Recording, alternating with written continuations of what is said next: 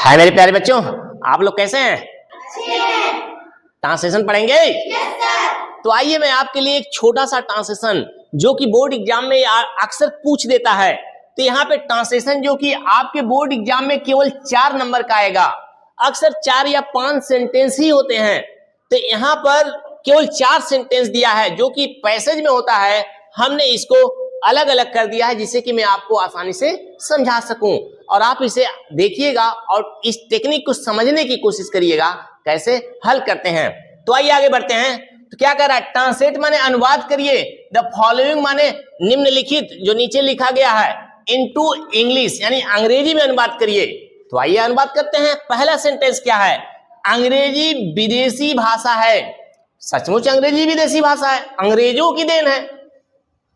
तो क्या होगा? आपका सब्जेक्ट है अंग्रेजी। अंग्रेजी की इंग्लिश क्या होती है?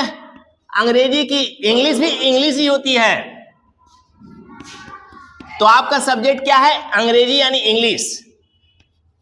इज, इंग्लिश इज है, क्या है? विदेशी भाषा। तो अब बताइए, इंग्लिश जब सिंगुलर है तो इसके विदेशी भाषा भी सिंगुलर होगी, तो हमें लगाना पड़ेगा ए। विदेशी का अंग्रेजी होता है foreign. English is a foreign, भाषा की अंग्रेजी होती है लैंग्वेज। इस तरह से हमारा पहला सेंटेंस कंप्लीट होता है। English is a foreign language, अंग्रेजी जो है एक विदेशी भाषा है। अब हम दूसरे सेंटेंस की तरफ बढ़ेंगे जो कि यह सेंटेंस भी बहुत आसान है। इसे सीखना बहुत कठिन नहीं है। आजकल तो पूरे हिंदुस्तान में इंग्लिश सीखने की बीमारी फैल रखी है। पढ़ता तो कोई है नहीं, जो पढ़ेगा वही तो आगे बढ़ेगा, वही तो सीखेगा। कोई पढ़ता नहीं, बस सीखो सीखो। कैसे सीखो? बच्चे पढ़ते ही नहीं है। आइए हम इसको देखते हैं, इसे कैसे हल करेंगे। इसे सीखना बहुत कठिन नहीं है। तो अब टेक्निक बोलिए, इसको कैसे करेंगे। यहां पर सब्जेक्ट ढूंढना है। सब्जेक्ट क्या है? इसे, यानी यही सब्जेक्ट है। तो इसका क्या इंग्लिश होगा? इट। इट अब नहीं है तो इट इज नॉट बन गया। यानी आपको सब्जेक्ट ढूंढना है, वर्ब ढूंढना है, मिल गया।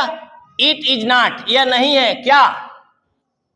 बहुत कठिन, यानी बहुत कठिन नहीं है। It is not very difficult.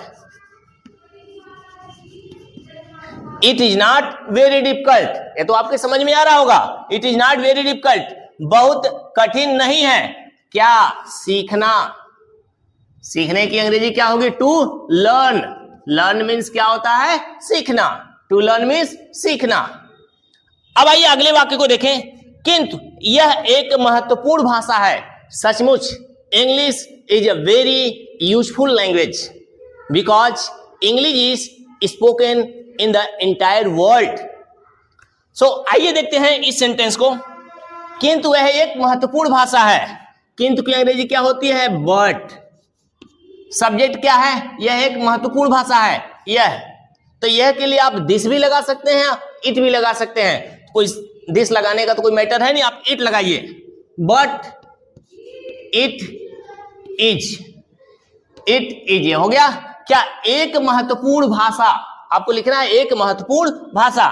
But it is an important, it is an important. अब लिखिए भाषा। भाषा का अब आपने यहां पे भी लिखा था भाषा, लैंग्वेज, तो यहां पे लिखिए लैंग्वेज। इस तरह से ये भी सेंटेंस हमारा क्लियर है। But it is an important language, किंतु यह एक महत्वपूर्ण भाषा है। अब इस सेंटेंस में अतः हमें इसे सीखना चाहिए। अब भाई महत्वपूर्ण भाषा है तो सीखना जरूरी है, और सीखेंगे तभी तो दुनिया से युद्ध लड़ेंगे। अतः हमें इसे सीखना चाहिए। अतः की अंग्रेजी क्या होती है? सो।